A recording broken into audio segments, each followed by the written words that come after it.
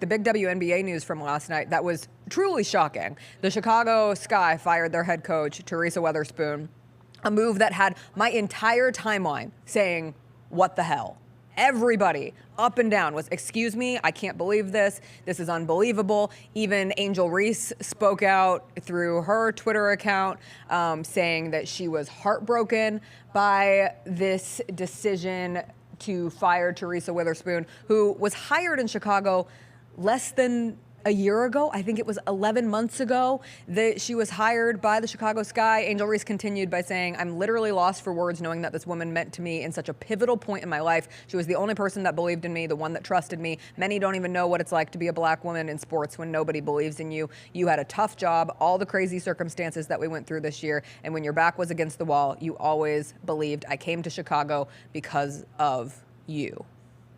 Yes, CJ. I get it. Coach is leaving. And it's sad. And I don't think this makes a whole bunch of sense. It makes no sense. Only one to believe in you, Angel. The only one. She can feel that way. Okay.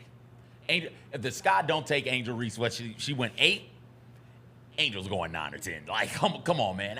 It's so weird to me when athletes do this. It's like nobody believes. I'm remembering all the teams that passed up on you.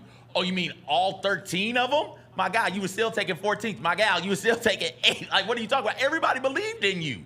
What are you talking about? Okay, I don't know what specific instance of the only one to believe in me was. They went through so much drama and off the court stuff this year, and perhaps she is alluding to that. I agree.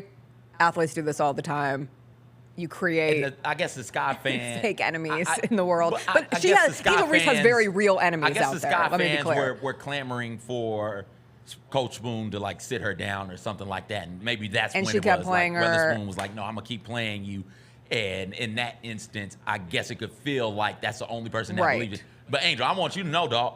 Like I believed in you also. I also believe in you. We believe in this Angel show Reese. has been an Angel belief show from the beginning, yes, from the jump. We believe in you, Angel. So. But I also believed in Teresa Weatherspoon certainly getting more of a run with this team, considering how she managed injuries this year, how she managed lineup changes. They lost Marina Mabrey at the trade deadline and still were in a position to be fighting for that 8 seed at the end of the season with Angel Reese on the sidelines at that point. And the relationship that she built with Angel Reese and with Camila Cardosa, to have your 2 young stars like vocally bought into you as the coach and then to move on from you without even giving you more than one single season to try to get it right, it just doesn't sit well with me. It's this, I got thoughts. I'll hold on to them for the moment, but you sit there and you stop and think about Cardoso starting the season injured and not coming back, the first 10, 11 games? How long was she out? She was out for a while, if I remember correctly.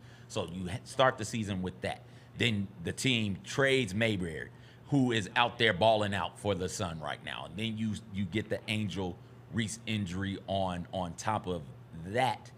I looked at that team and thought, oh, there's that toughness that Coach Spoon played with. This is going to be a tough, gritty, hard-nosed team, and everybody's going to love that in Chicago. And all that they need is a little bit more aging. Just a little bit more, just another season or 2, and they'll be ready to bully people up off of the court, and they'll be ready to go. And to see this happen, it left me flabbergasted, breathless. I don't understand that. So much about coaching is getting the most out of your players. So much about coaching is managing personalities, and the toughest personalities I think to manage would be those that run hot. Those that are so passionate, so overcome with their desire for victory that at times they can be a little reckless. And I thought she managed Carter really, really well. I thought that she managed Angel Reese really, really well. She got them to play with that edge, but very, very seldomly, if at all, did they go over that line. They were right up there on that line without crossing it. I thought she did a good job of calming them down when situations got really, really hot. And she did a good job of fanning the flames, so to speak, to get the most out of those players. So to see her after 1 year with this roster, the way that this roster is constructed, get bounced up out of there, that's weird to me, man. I don't like that. I just think the sky is falling in Chicago always. The fact that this team won a championship 3 years ago feels a bit like a miracle. And since you had Sylvia Falls asked out, you had Elena Deladon ask out, you had Kalia Copper wanted out, you had Candace Parker, who eventually was like, I'm done. This is the end of the road for me. Vandersloot, Quigley, and now you bring in a new coach and you only give one season? This is their third coach in 4 seasons? And I get that the Mabry thing was funky, and especially seeing how successful she's been and integral in the Sun getting that first round win over the Fever and changing their offense the latter half of the season. But when you're building something new, it felt like the right things had been done for that next generation, for the rebuild of the Chicago Sky, and now you're left to find a new coach. Go out and hire the guy that the Sparks just fired this week too, because that was a surprising move. It feels to me like, and this, listen, I hope this finds the wrong side of the internet. It's not our new thing. I don't give a damn. It feels to me like we don't want this team represented this way.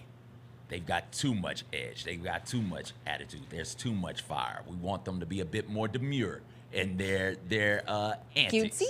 Yes, we want them to be a bit more palatable for our fans. And that is the thing that feels icky to me. That might not be the case. It might not. But to me, it sure as hell feels that way. The Jessica Benson Show with CJ Hurt, live every weekday at 8 a.m.